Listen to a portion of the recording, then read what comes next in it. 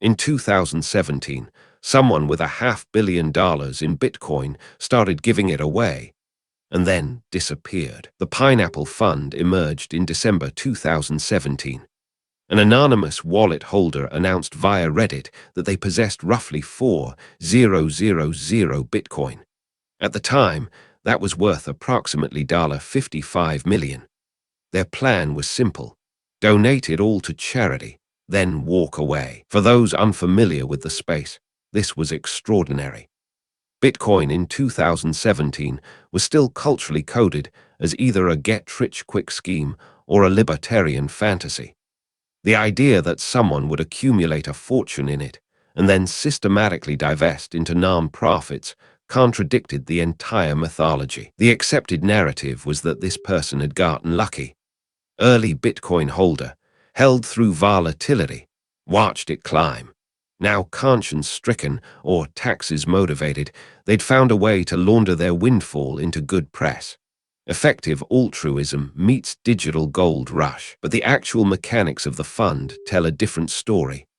The Pineapple Fund didn't operate like a typical charity foundation.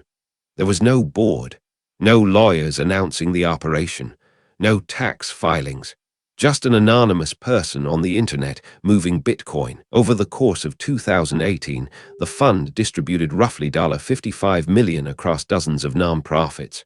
They gave to the Electronic Frontier Foundation, to Against Malaria, Calm, to Give Directly, which transfers cash directly to people in extreme poverty, to WATSI, which funds medical treatments. The selections were methodical. Here's where the surface narrative cracks. If this person wanted a tax deduction, they'd have needed to establish a documented charitable entity. They didn't. If they wanted to launder reputational risk, they'd have used a known foundation as intermediary. They didn't. The anonymity wasn't protective, it was absolute. The fund's communication was sparse. A Reddit post, a simple website, no manifesto, no philosophical declaration. Just, here's how much we're giving, here's where it goes, here's proof the Bitcoin was sent. Transparency without explanation. This is the pivot. The Pineapple Fund wasn't a tax play. It wasn't reputation laundering. It was something more destabilizing. It was an act of pure conviction that required absolute anonymity to preserve its meaning. Think about what happens if the donor reveals themselves. Suddenly, the gift becomes about them. Their altruism, their legacy, their story. The charities become footnotes to a billionaire's narrative. The anonymity wasn't self-protection. It was self-erasure. The donor's words matter here. They stated they'd become wealthy through luck and circumstance. They didn't believe they'd earned it. They thought effective altruism, the practice of using evidence to determine where charitable donations do the most good, was the only honest response to that luck. In 2018, after distributing the funds, the Pineapple Fund account went silent. No updates, no announcements.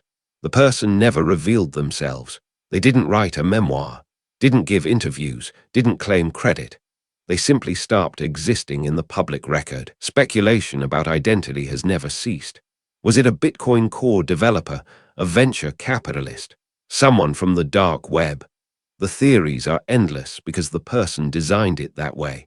Anonymity became a principle, not a practical necessity. What makes this case historically significant isn't the money. It's that it revealed something about the psychology of early cryptocurrency adopters. Some were purely motivated by profit. Others, at least one, had accumulated wealth and genuinely wanted it gone. The Pineapple Fund also exposed the gap between how crypto is portrayed and how some crypto holders actually think. The narrative says they are all maximalists hoarding digital gold. But here was someone using it as a mechanism for pure redistribution. The charities that received these donations didn't know the donor's identity either. They received Bitcoin transfers and had to liquidate them quickly, which itself was unusual in 2018. Some had never accepted cryptocurrency before. The fund forced them to engage with the technology. By 2019 and 2020, Bitcoin's value skyrocketed past what it was in 2017. If the donor had waited, that $55 million would have been worth far more. They didn't wait. They divested at a specific moment and then disappeared. The timing itself was a statement. Today, the Pineapple Fund is largely forgotten outside crypto circles. It didn't spawn a movement. It didn't create a template others followed. It remains a singular act. One person, one decision, one commitment to remaining unknown. The real story of the Pineapple Fund isn't about altruism performing for an audience. It's about someone who understood that accepting wealth they didn't believe they earned meant using that wealth to disappear.